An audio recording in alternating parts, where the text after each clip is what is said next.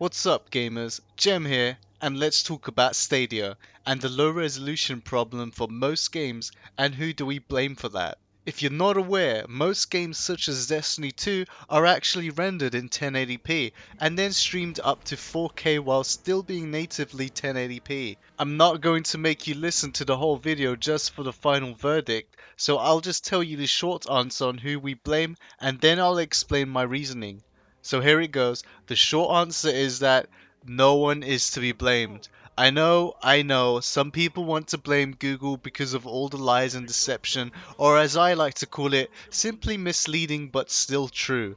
Then you have the other side who is saying that the developers are to be blamed because they got lazy and couldn't be bothered to optimize their game for Stadia. Before I get into my reasoning on why no one is to be blamed, I just want to point out that I have been in the gaming industry for over 5 years. I am a video game designer, more specifically I specialize in level design. I also work for a big video game company, however I won't tell you what company that is simply because I prefer not to disclose that information for many reasons.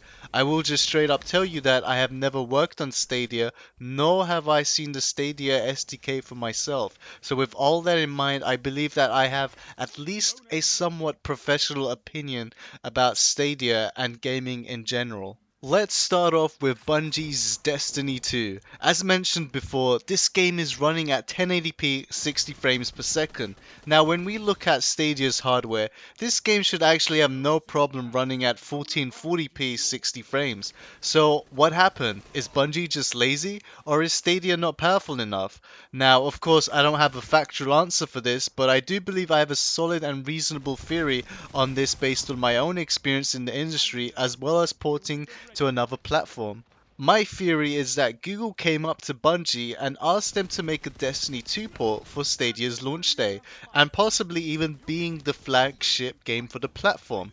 They gave Bungie a deadline, and Bungie pretty much just accepted the opportunity and money after testing what Stadia is capable of with the Doom demo. The problem is that Bungie was going through I don't know, let's say agreement problems with Activision and decided to try and become their own independent company. Unfortunately, I'm not interested in Destiny 2, so I don't read the news about the game that much, if not at all. But I can only assume that Destiny 2 has frequently new updates time to time that they work on. Also, not to mention that Destiny 2 was in the process of going free to play as well as going on the Steam platform. So Bungie already had a lot on their plate before Google even came to them to give the opportunity of a Stadia port. I can only assume that what happened was that they tried their best to educate themselves on how to use the Vulkan API as well as the Stadia SDK and just tried to make a reasonable port for launch day, which ended up getting us a medium setting 1080p 60 frame game. This is one of the reasons why I say that no one is to be blamed for low resolution and frames per second for most games on Stadia, because in a nutshell most of these companies were already busy with something else and they didn't have enough time to make a proper Stadia port. That being said, I think eventually, maybe perhaps in a month or two, Bungie could start optimizing Destiny 2 to make the game runnable at 1440p 60 frames per second. I also want to focus our attention to Red Dead Redemption 2. Now, when I heard this game was coming to Stadia, my immediate reaction was that, okay, there is no way this game is 4K 60 frames per second. At best case scenario, this game would be 4K 30 frames per second. But then the game was launched, and it turns out the game runs at 1080p 60 frames per second. Or if you select the high quality mode, then you get 1440p 30 frames per second, which is honestly still surprisingly good when you think about the fact that Rockstar didn't have enough time to make a proper Stadia port, so they just relied on Stadia's power alone without proper optimizations. When we found out that Red Dead Redemption 2 was running at 1080p 60 frames per second, I said to myself, hold on, that can't be right. That is way too low.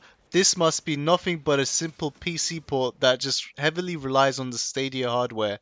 And then with further research, I found out that I was correct. Red Dead Redemption 2 on Stadia is nothing but a PC port. I can prove this by letting you guys know that if you purchase the official PC version of Red Dead Redemption 2 and plug in your Stadia controller without any additional drive installations or configurations, the game will automatically detect your Stadia controller and also change the button layouts and icons to match your Stadia controller.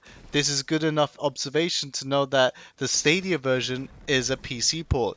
Some would argue that you can say the same for PlayStation 4 and the Xbox One controller, but I would like to remind you that Red Dead Redemption 2 for PC was released weeks before Stadia was launched, and not the other way around. I don't have any proof that Destiny 2 is a PC port, but I could heavily assume that Destiny 2 is also a PC port, because I think Destiny 2 with proper optimizations could hit 1440p 60 frames per second with higher graphics than the current one when we are talking about Stadia's hardware.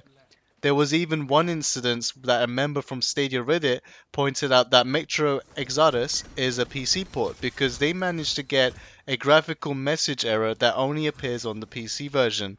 To be honest, I didn't look much further into this, so do what you will with that information. Now, going back to Red Dead Redemption 2, I want to talk about the future of Stadia. As mentioned earlier, Red Dead Redemption 2 has two graphical modes where you can either run at 1440p 30 frames or 1080p 60 frames. Again, this is just a theory, but I believe that the Stadia SDK actually allows the developers to change the game's resolution and FPS limit with ease.